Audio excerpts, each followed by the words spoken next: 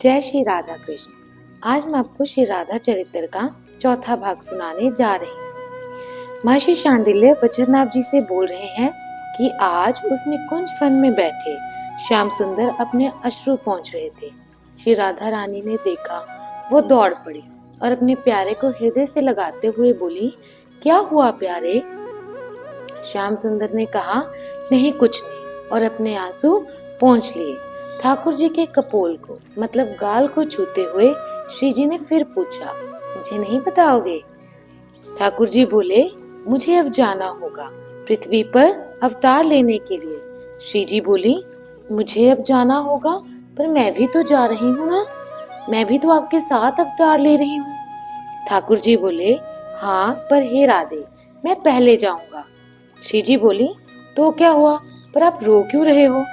ठाकुर जी बोले, तुम्हारा वियोग है राधिके, इस अवतार में संयोग वियोग की तरंगे निकलती रहेंगी। मेरा हृदय अभी से रो रहा है कि आपको 100 वर्षों तक मेरा वियोग सहन करना पड़ेगा। श्री जी बोली, प्यारे, संयोग में तो एक ही स्थान पर प्रियतम दिखाई देता है, पर वियोग में तो सर्वत्र सब जगह प्रियतम ही दिखाई देता है। मुझे पता है मेरा एक क्षण का वियोग भी आपको विचलित कर देता है, पर कोई बात नहीं, लीला ही तो है प्यारे। ये हमारा वास्तव में कोई वियोग तो है नहीं और ना होगा, इसीलिए अब आप अश्रु बहाना बंद करो। और हाँ, श्री राधा रानी कुछ सोचने लगी, फिर बोली, हाँ, मुझे ब्रज मंडल नहीं दिखाओगे प्यारे? मुझे दर्शन करने हैं उस व्रज के जहाँ पर हमारी लीला होगी, जहाँ पर हम विहार करेंगे। चलो उठो। श्री राधा रानी ने अपने प्राण श्याम सुंदर को उठाया और दोनों ब्रज मंडल देखने के लिए निकल पड़े थे। श्री राधा चरित्र का गान करते हुए इन दिनों महर्षि शांडिल्य भाव में ही डूबे रहते हैं और बज्रनाभ जी को तो श्री राधा चरित्र के श्रवण ने देहातीत बना दिया है। अब महर्षि शांडिल्य बज्रनाभ जी से बोल रहे हैं, हे बज्रनाभ, ब्रज का अर्थ होता है व्यापक और ब्रह्म का अर्थ भी व्यापक ही होता है, यानी ब्रह्म और ब्रज दोनों पर्याय हैं, मतलब दोनों पर्यायवाची हैं। दोनों शब्दों का अर्थ एक ही है। इसको ऐसे समझो जैसे ब्रह्म ही ब्रज के रूप में पहले ही पृथ्वी में अवतार ले चुके हैं। ब्रज अब युगल सरकार ब्रज मंडल देखने के लिए अंतरिक्ष में घूम रहे हैं।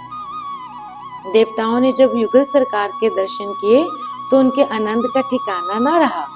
समस्त देवों ने प्रार्थना करनी शुरू कर दी, हमें भी ब्रज मंडल में जन्म लेने का सौभाग्य मिलना चाहिए। देवियों ने बड़े प्रेम से युगल मंत्र का गान करना शुरू कर दिया था।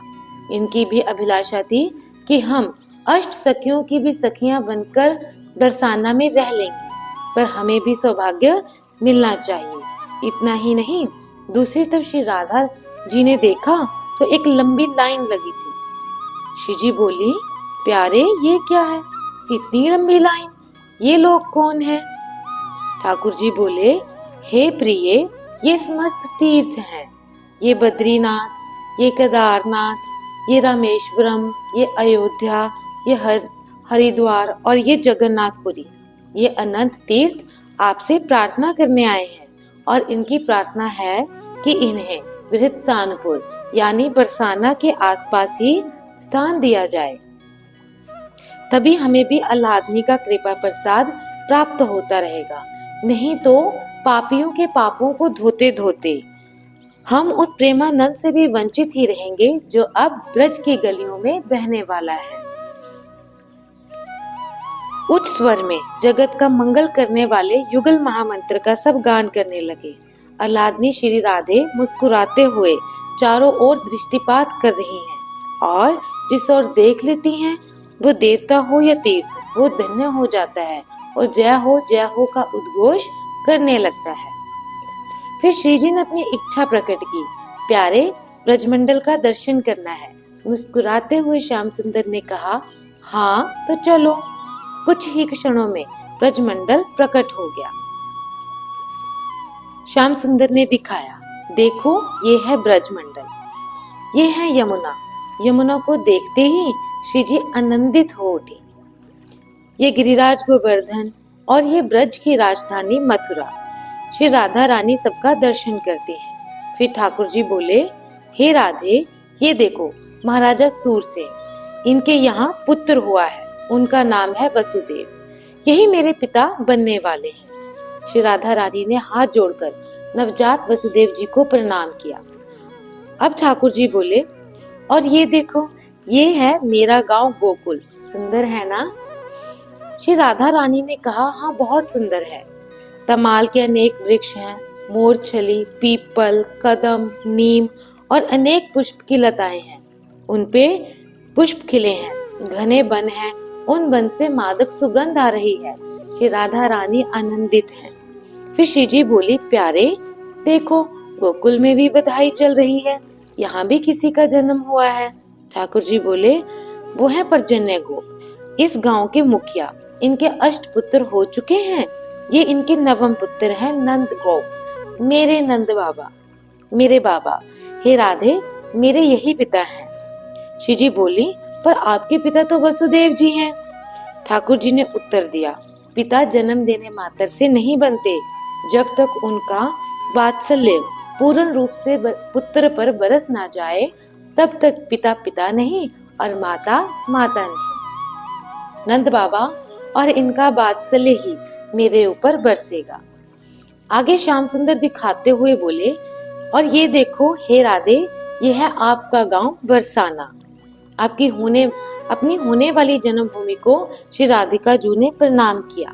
श्री जी बोली, पर प्यारे, यहाँ भी उत्सव चल रहा है, बधाई गाई जा रही है, कितने प्रेम पूर्ण लोग हैं यहाँ के, लगता है यहाँ भी किसी का जन्म हुआ है।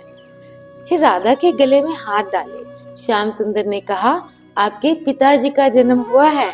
मेरे पिताजी का? श्री राधा रानी हंसी।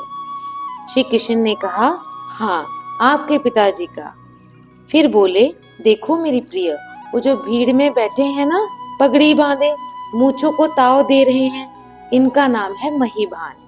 ये बहुत बड़े श्रीमंत हैं और शक्तिशाली भी बहुत हैं। इनके यहाँ आज ही पुत्र जन्म है, आपके पिताजी वृषभान। ये सूर्य देव के अवतार हैं। इस बार दोनों युगलवर ने बरसाने धाम को प्रणाम किया। जय हो बरसाने धाम की, जय श्री राधा कृष्ण। हमें इसी बरसाना धाम के पास ही स्थान दिया जाए। बद्रीनाथ के अधिदेव आगे आए, उनके पीछे केदारनाथ भी थे। श्री राधा रानी मुस्कुराई और बोली, अच्छा ठीक है, बरसाने के उत्तर दिशा की ओर बद्रीनाथ आपका निवास रहेगा। और केदारनाथ को उनके पास ही स्थान दे दिया था। बरसाने की रेणु मतलब रजकण में रामेश्वरम को स्थान मिला और यहाँ की गोपियां जहाँ चरण रखें, हरिद्वार वहीं बहे। इस तरह से श्री राधा रानी ने समस्त तीर्थों को प्रसन्न किया। फिर देवताओं की ओर देखते हुए श्री जी बोली, हे देवो, तुम मथुरा में जन्म लोगे और फिर द्वारिका तक तुम ही श्री कृष्ण के साथ जाओगे। और समस्त देवियों, आप सभी देवों की पत्नियां बनकर जाओगी। जय राधे, जय जय श्री राधे, जय राधे, जय जय श्री राधे कृष्ण। यही युगल संकीर्तन करते हुए सब देवता अपने अपने लोकों की ओर चले गए। हे अल्लादनी, हे हरिप्रिय श्री राधे, हम तीनों देवों को भी कुछ स्थान मिले ब्रज में। ब्रह्मा जी, विष्णु जी और महेश जी ने प्रार्थना की। तो मुस्कुराते हुए श्री राधा रानी बोली, हे विष्णु जी, आप गोवर्धन पर्वत के रूप में ब्रज में रहेंगे और हे ब्रह्मा जी, आप मेरे बरसाना धाम में ब्रह्माचल पर्वत के रूप में वास करोगे। और हे शिव जी, आप नंदगांव में रुद्राचल पर्वत के रूप में वास करोगे।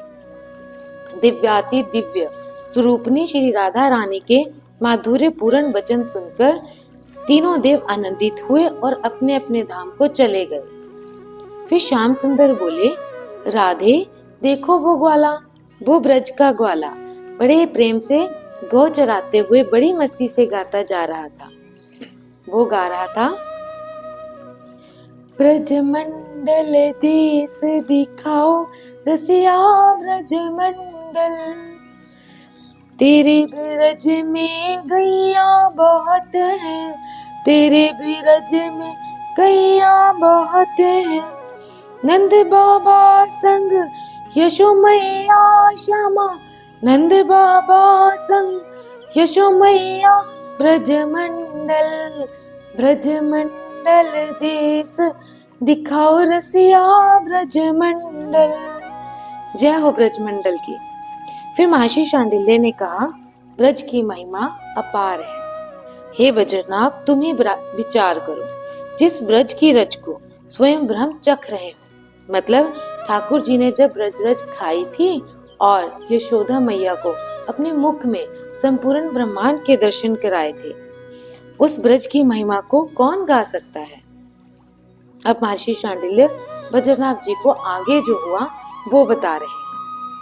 ठाकुर जी बोले, हे राधे, अवतार का समय आ गया है, अब मुझे जाना पड़ेगा। श्याम सुंदर ने श्री राधा रानी को अपने हृदय से लगाया, दोनों के नेत्रों से अश्रु बह चले थे। युगल सरकार की जय। हे मैं ठाकुर जी कृष्ण में बनो। जय श्री राधे कृष्ण, जय श्री राधे कृष्ण, जय श्री राधे कृष्ण।